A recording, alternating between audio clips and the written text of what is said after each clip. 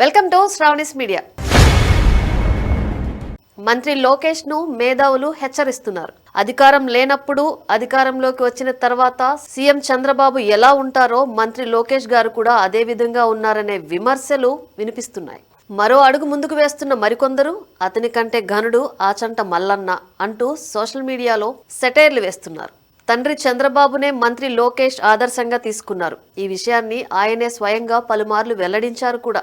పనిలో చంద్రబాబుతో పోటీ పడేందుకు ప్రయత్నం చేస్తున్నట్టు లోకేష్ ప్రకటించారు కూడా.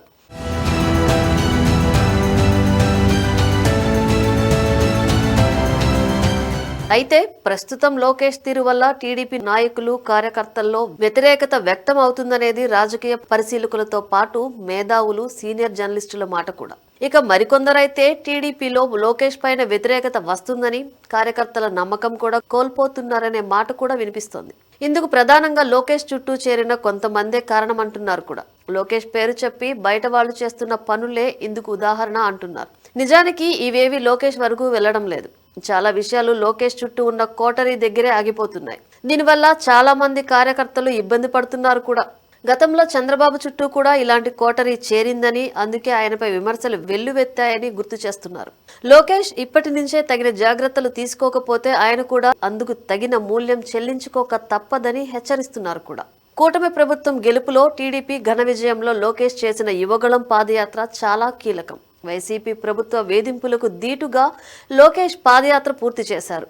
అధికారంలోకి వచ్చిన తర్వాత ప్రజా దర్బార్ పేరుతో ప్రజల నుంచి స్వయంగా సమస్యలు స్వీకరిస్తున్నారు కూడా. అయితే కొన్ని విషయాలు మాత్రం లోకేష్ కు చెడ్డ పేరు తీసుకొస్తున్నాయి.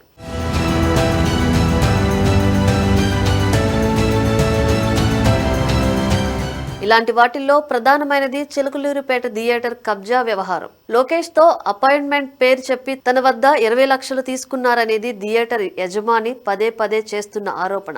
దీనిపై ఇప్పటి వరకు ఎలాంటి చర్యలు చేపట్టలేదు. ఇప్పుడు తాజాగా గన్నవరం నియోజకవర్గం ద్వితీయ శ్రేణి నేతలు కూడా లోకేష్ పైనే విమర్శలు చేస్తున్నారు. ఇది అటు పార్టీకి ఇటు లోకేష్ కి కూడా చెడ్డ పేరు తీసుకువస్తుంది. లోకేష్ మంత్రి అయిన తర్వాత క్షణం తీరిక లేకుండా గడుపుతున్నారు. ఏపీకి పెట్టుబడుల సాధనే లక్ష్యంగా పనిచేస్తున్నారు. ఇదే సమయంలో సందర్శకులను నేరుగా కలుస్తున్నారు. వారి సమస్యలు తెలుసుకుంటున్నారు. సోషల్ మీడియా ద్వారా వచ్చిన సమస్యలను కూడా పరిష్కరిస్తున్నారు.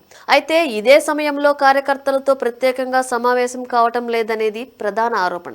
పార్టీ కార్యకర్తలు కూడా సందర్శకులు కలిసే సమయంలోనే కలవాలని, ప్రత్యేకంగా కలవటం కుదరదని మంత్రి లోకేష్ చెప్పారనే ప్రచారం జరుగుతోంది. నిజానికి లోకేష్ ఎప్పుడు ఈ మాట చెప్పలేదు. చాలా మంది కార్యకర్తల దగ్గర లోకేష్ ఫోన్ నెంబర్ ఉంది. ఏ సమస్య వచ్చినా సరే వాట్సాప్ ద్వారా కూడా జవాబులు ఇస్తున్నారు లోకేష్.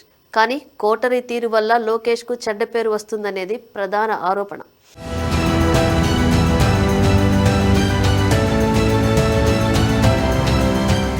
ఇందుకు ఏకైక పరిష్కారం పార్టీ కార్యకర్తలతో ప్రత్యేక సమావేశం, అలాగే పార్టీ నేతలు కార్యకర్తలకు క్రమశిక్షణ తరగతులు నిర్వహించడమే అంటున్నారు.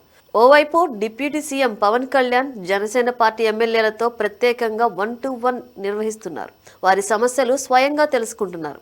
ఇదే పని లోకేష్ కూడా చేయాలనేది కార్యకర్తలు నేతల మాట. మంత్రి లోకేష్ చుట్టూ ఉన్న కోటరీపై పెద్ద ఎత్తున అవినీతి ఆరోపణలు వెల్లువెత్తుతున్నాయి కూడా. దీనిని లోకేష్ సరిచేసుకోవాలని, అలాంటి వారిని పక్కన పెట్టాలనేది మేధావుల సూచన. ఈ విషయంపై తక్షణమే లోకేష్ స్వయంగా రంగంలోకి దిగాలని సూచిస్తున్నారు.